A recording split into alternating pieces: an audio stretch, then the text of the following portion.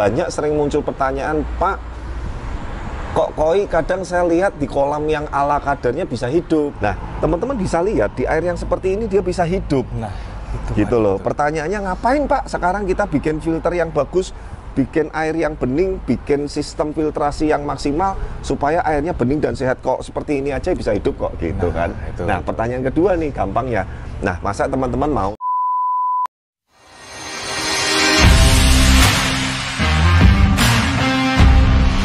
yang kuning nyok, top nyok. banyak, taunya ya cuman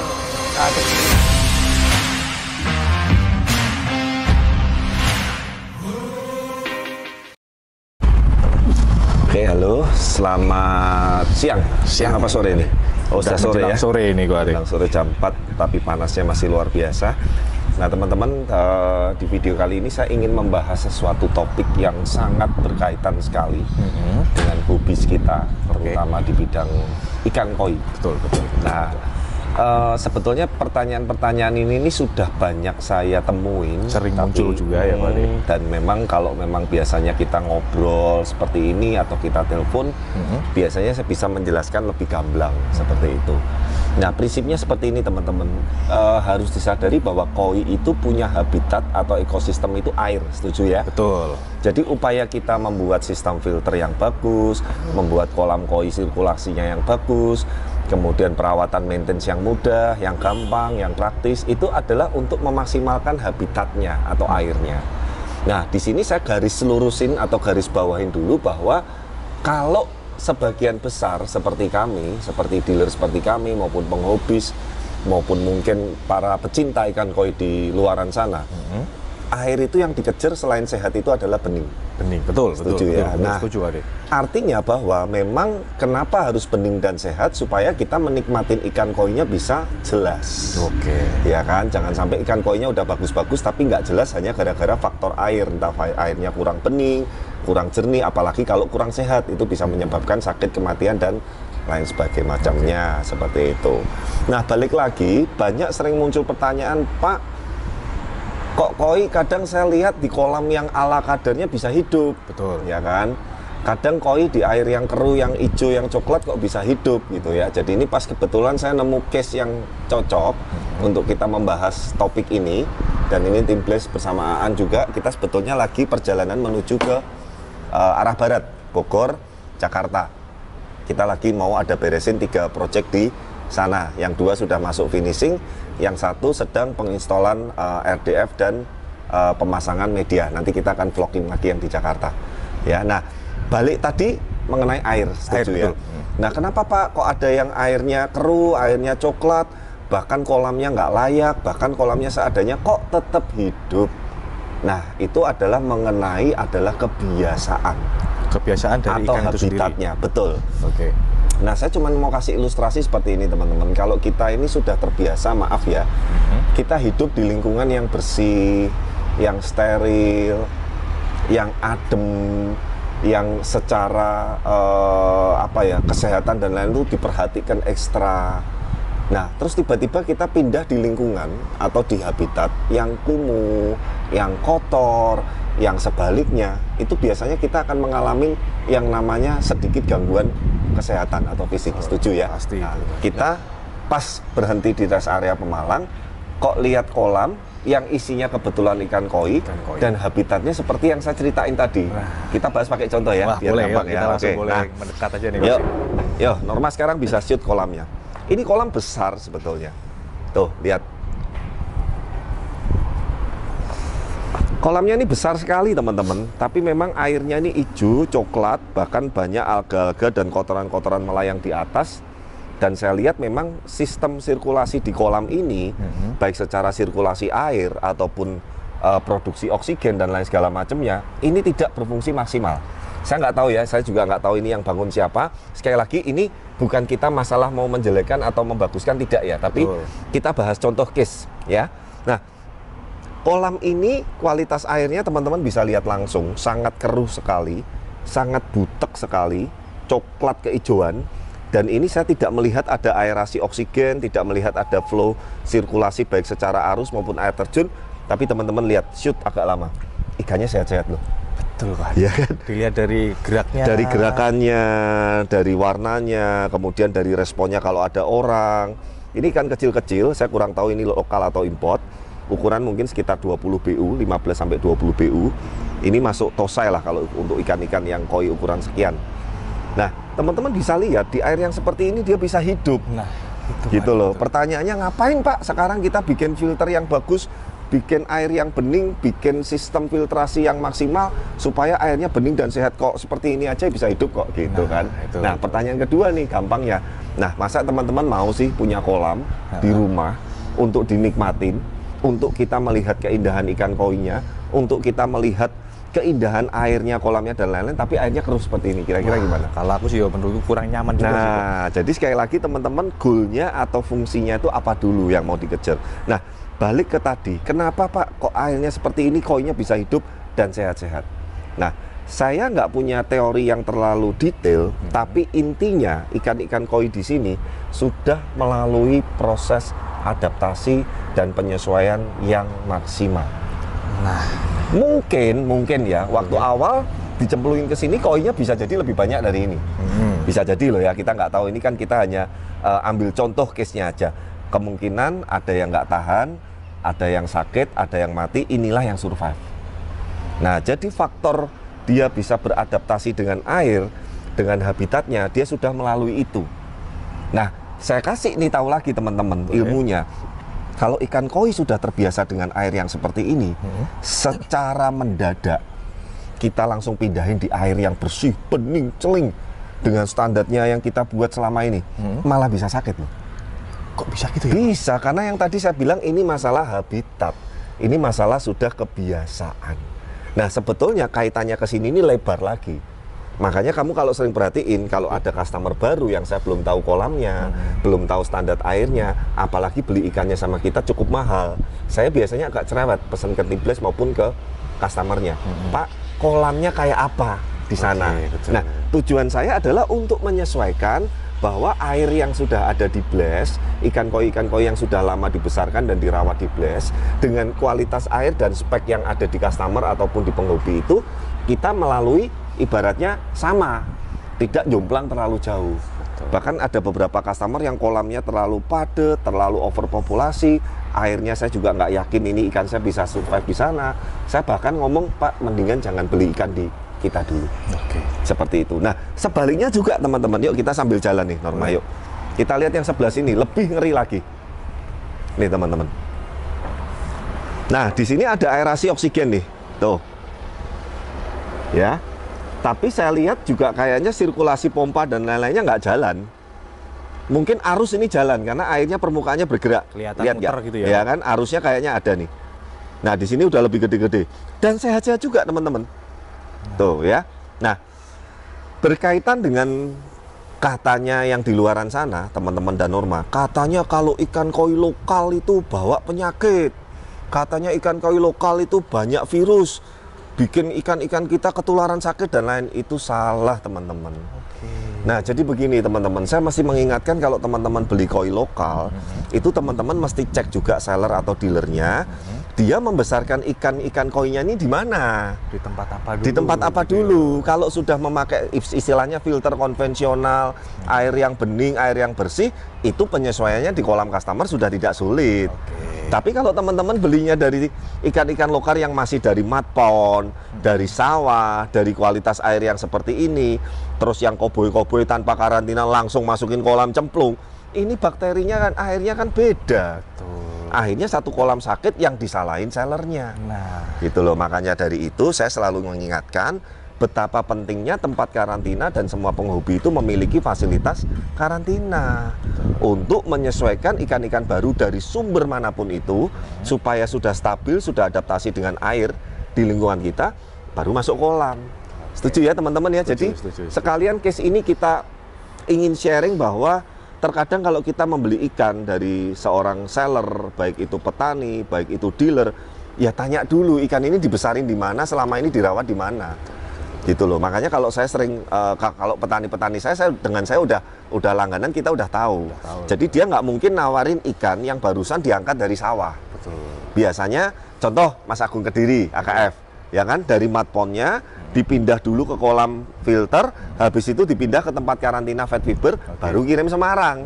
Itu yang bener. Nah, maaf teman-teman, memang terkadang ada beberapa seller, saya nggak ngomong ini di kota manapun atau siapa ya, tapi kadang ada beberapa yang mengirim ikan ini tidak melalui proses karantina, langsung diangkat, di packing, besok kirim. Nah, salah satu yang saya suka di Hotel Neo ini,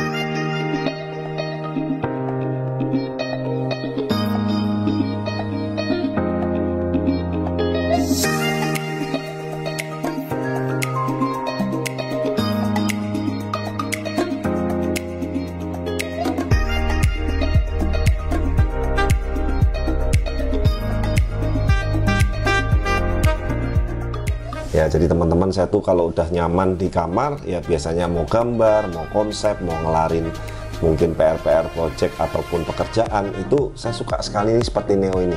Jadi kamarnya tuh nyaman, kamarnya itu sangat membuat orang tuh betah sekali. Jadi kalau saya udah di sini mau keluar tuh males.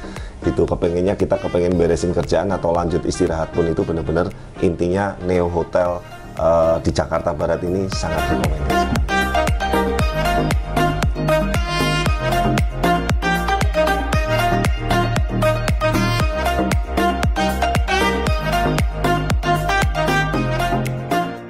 Resto and cafe-nya, jadi banyak menu-menu pilihan makanan yang sangat recommended sekali. Yang pasti, yang tadi saya bilang, kalau udah nginep di Neo di Jakarta, betah banget.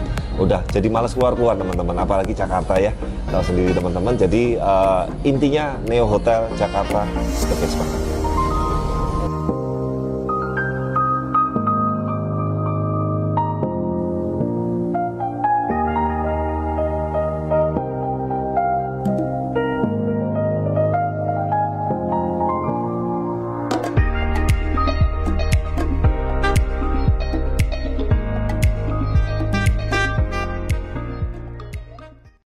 Nah, itu yang beli atau yang terima kalau nggak hati-hati, nah itu bisa bahaya. Apalagi yang langsung tipenya langsung masuk kolam.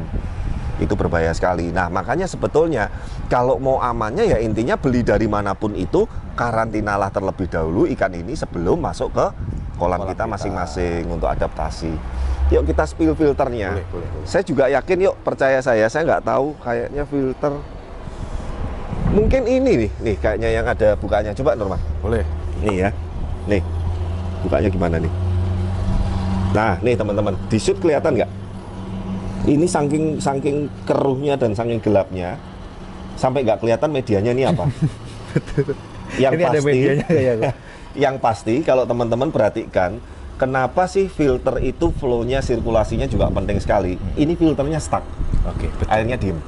Ya apapun itu medianya. Nah ini sebetulnya sudah menjadi faktor minus, tapi karena ikannya tadi sudah terbiasa, sudah beradaptasi, ya dia kuat. Yuk kita coba yang ini yuk. Sama. Oh lah ini kelihatan nih sampai asat nih. Kayaknya filternya tekor nih, makanya pompanya dan lain-lain nggak jalan. Tuh ada biobol yang dikarung-karungin goni itu apa, kayaknya batu seolit itu. Ya, nah ini sistem pemasangan jetmat yang salah. Jetmat itu hanya untuk numpukin, untuk nidurin. Sebetulnya yang bagus dia berdiri dan berongga. Nanti Norma kasih contohnya. Tapi sekali lagi kita bukan mau salah-salahan ya ini ya. Kita hanya untuk edukasi bahwa sebetulnya dari sini sudah kelihatan dari kualitas airnya, dari kualitas kolamnya. Sistem filtrasinya ini tidak berjalan sempurna, teman-teman. Tidak maksimal gitu ya. Tidak maksimal. Tapi karena ikannya sudah terbiasa, ini full odor nih. Nggak ada tutupnya sama sekali. Akhirnya ikannya kuat. Wah ini ngeri lagi nih Normal, lihat ada karet ban kayak, ada kabel. Wah ngeri ya. Jadi ini satu bukti ya, kebetulan ini ekstrim sekali, bahwa filter yang sebegini kotor ini kalau dibuka bawahnya super lumpur, amonia dan lain-lain, ini pasti banyak banget ini. Jadi kemungkinan ini dulu mungkin vendor kontraktornya siapa nggak tahu, tapi mungkin karena rest area ini juga nggak ada yang maintain rutin, nggak ada yang rawat, mengakibatkan kolamnya jadi seperti ini. Mungkin waktu baru awal-awal mungkin bening, mungkin sayang ya. juga tapi kok kalau ya sebetulnya sayang sih. Dan sebetulnya kalau kita boleh ngomong kembali lagi, kalau kita sebagai pecinta koi ya, kasihan ikannya. Iya, seperti itu. Apalagi kalau kita ini kan basicnya juga dari, saya ini Bless ini berangkat kan dari penghubis. Jadi ya memang kita ini sayang sama ikan. Tapi inilah ajaibnya alam, teman-teman dan Norma, ajaibnya sebuah yang namanya proses adaptasi dan membentuk kekebalan imun dan kekuatan ikan yang berbeda-beda. Ikan dari Blaze kalau masuk sini saya yakin 99% mati. Mati. Sebaliknya kalau ikan dari sini pun kita bawa ke Semarang, terus langsung masukin ke kolam kita, satu kolam bisa crash bakteri. Oke. Ya, jadi intinya sumber setiap ikan dimanapun itu dibesarkan, dipelihara, itu berbeda-beda. Tapi memang aliran kita ini aliran yang konvensional dengan sistem filter konvensional, baik dengan RDF ataupun tidak dengan RDF, dan yang kita kejar itu air bening plus sehat. Ini sehatnya sehat nih. Karena kalau nggak sehat kan ikan-ikan koinya juga nggak mungkin bisa seaktif itu gitu loh. Tapi kalau beningnya jelas nggak. Ini super butek sekali, super keruh sekali. Dan ini kalau saya lihat fungsi skimmer juga nggak jalan nih, sampai kotoran di atas sampai kayak gitu tuh. Tapi sebetulnya kalau alga lumut liar seperti ini malah jadi makanan juga. Oh gitu. Ya makanya ikannya ini sebetulnya kualitasnya nggak terlalu bagus-bagus ya teman-teman, tapi cukup merah-merah loh. Ya kan, karena jumlah matahari yang cukup, airnya hijau, alganya artinya kuat sekali. Kenapa alga ini bisa hijau sekali? Karena tidak dikontrol dengan UV, tidak dikontrol dengan pengontrol alga atau lumut. Ya akibatnya seperti ini teman-teman. Tapi kan kalau kita punya seperti ini di rumah, mau besarnya kayak apa, kan nggak enak nikmatinya. Betul kan? Kalau di rumah kita atau penghobis masing-masing kan, kita carinya bening, ikannya kelihatan jelas, kelihatan celing. Kemudian ikan koinya juga bagus kelihatan, warnanya, patternnya, polanya, dan segala macam. Tapi sekali lagi, apakah kalau ada yang pelihara koi dengan seperti ini salah juga? Tidak juga. Kembali lagi ini ke kebutuhan, case-nya apa, dan kondisinya berbeda-beda. Karena ini kebetulan ini tempat umum, tidak ada yang rawat. Yuk kita ke bagian sini, Norma. Ini kayaknya ada filter lagi, cuman nggak ada bukaannya, nggak tahu lah ini apa ini. Kok ditutup seng? Ya, nah nih teman-teman lihat nih. Di area sini dead spotnya water banyak sekali nih, tuh lihat. Ya stuck itu akhirnya. Ya stuck. Dan ini juga salah satunya sudut-sudutnya itu nggak dipingulin. Makanya kalau kamu lihat sudut nggak dipingulin, air tuh macet tuh. Tuh. Apalagi ada kabel ini. Ya ada kabel, ada masuk. Tapi sekali lagi ini mungkin memang ya dibuat hanya untuk sekedar pelengkap di fasilitas di rest area di Pemalang ini. Sekali lagi saya juga nggak mau ngomong ini yang buat salah atau apa, enggak. Karena saya yakin waktu dulu membuat ini kan sudah terjadi namanya agreement. Agreement itu antara yang membuat dan yang memiliki tempat ini gitu. Tapi saya yakin intinya ikan-ikan koi di sini udah beradaptasi, ikan-ikan koi di sini sudah melalui proses seleksi alam yang terjadi secara natural, makanya akhirnya sehat-sehat. Nah, ada satu contoh kasus lagi teman-teman yang terakhir. Kita punya kawan di Gresik, Papi Jeki ya dulu ambil impor tose-tose dari kita tuh banyak sekali sampai ratusan ekor. Kebetulan dia punya lahan seperti sawah yang airnya ngalir 24 jam, ya kita sebutnya matpon lah. Saya waktu itu sudah bilang, Bos Jeki, ini ikan-ikan dibesarkan di kolam filter yang ibaratnya bersih. Betul. Seperti itu. Kalau bisa dikarantina dulu, nanti air dari sawahnya itu dikenalin pelan-pelan, dimasukin ke vet karantina bertahap, sedikit demi sedikit, baru dimasukin. Wah, karena koboynya belum aman Bos Ade, langsung cemplung. Malah saya dibukain videonya, dari kita kantong dibuka langsung dicemplungin semua itu. Singkat kata nggak nyampe sebulan ya. Mungkin dari 100 ekor lebih itu 90% mati. Tapi dia juga nggak nyalain kita karena kita sudah kasih tahu segala resikonya. Dan mungkin beliau tuh kalau belum ngalamin sendiri belum marem seperti itu. Tapi intinya itulah satu contoh teman-teman, di kita dibiasakan dengan air yang bersih, filter yang bersih, air yang bening, tiba-tiba dipindah langsung di air sawah, ya ikan bisa kolap seperti itu. Nah, semoga topik mengenai air atau habitat utama untuk ikan koi kesayangan ini bisa membuka paradigmanya teman-teman semua. Betul. Terutama para penghobi koi. Intinya poinnya yang satu yang tadi saya bilang, bahwa ikan koi itu bisa beradaptasi dan perlu menyesuaikan dengan lingkungan di mana dia hidup atau tinggal. Kalau pembelian atau beli atau ngambil ikan yang kita sumbernya itu nggak tahu, lebih baik itu sebaiknya kita karantina dulu. Usahakan memberikan yang terbaik, dalam artian itu kalau kita udah sayang sama koi, kita mau hobi, kita mau piara, ini kan makhluk hidup. Ya tolong kalau bisa diusahakan secara airnya diperhatikan, kesehatannya diperhatikan, makanannya juga perhatikan. Ini ya, dikasih ciki, dikasih ayam goreng, dikasih nasi, kuat. Nah, coba kolamnya boleh cemplungin roti, cemplungin apa, oh bisa merah-merah satu kolam. Nah itu tadi sekali lagi di sini poin plusnya adalah ikan-ikan di sini ketahanan tubuhnya ini sudah kuat seperti itu. Ya teman-teman, mungkin nanti next vlog kalau kita temu case apalagi kita akan bahas atau sharing. Sekali lagi apa yang tadi saya sharingkan ini tidak bermaksud apa-apa, hanya sebagai edukasi dan berbagi pengalaman saya selama hampir 13 tahun di bidang ini. Dan semoga tadi apa yang saya sharingkan ini bisa bermanfaat dan teman-teman bisa lebih berhati-hati dalam merawat ikan koi di rumahnya masing-masing. Ya, sekali lagi terima kasih yang sudah banyak menyimak dan mendukung video kami. Jangan lupa dukung terus channel kami, like, comment, subscribe, dan sampai ketemu di video-video berikutnya. Bye-bye.